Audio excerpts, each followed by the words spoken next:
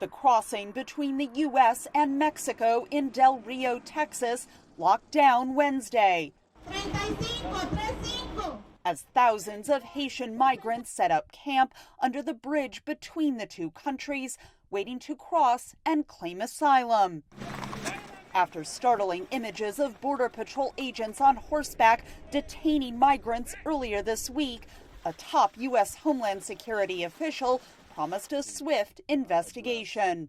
The images that emanated from Del Rio, Texas, over the last several days, and correctly and necessarily were met with our nation's horror, because they do not reflect who we are as a country, nor do they reflect who the United States Customs and Border Protection is. The White House echoed those concerns while noting U.S. immigration policy still has to be followed at the border. This has been an incredibly heart-wrenching issue. We've watched the photos of Haitians gathering under a bridge, many with families, and the horrific video of the CBP officers on horses using brutal and inappropriate measures against innocent people.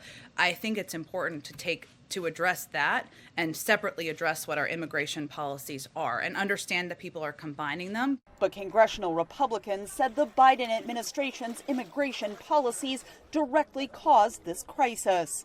This nightmare is the direct result of the left-wing policies and left-wing messages pushed by the Biden administration. They say their approach to immigration is the compassionate path, the one that reflects the soul of America. They are wrong.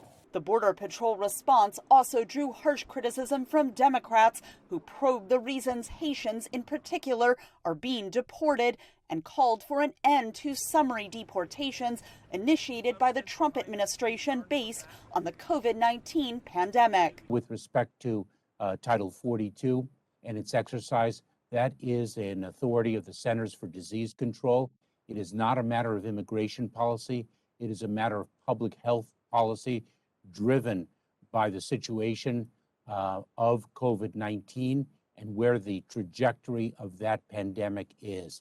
Thousands of Haitian migrants are being released into the U.S. if they promise to appear at an immigration office within 60 days, while others are being deported on flights back to Haiti. The criteria for who stays and goes is not immediately clear. Catherine Gibson, VOA News, Washington.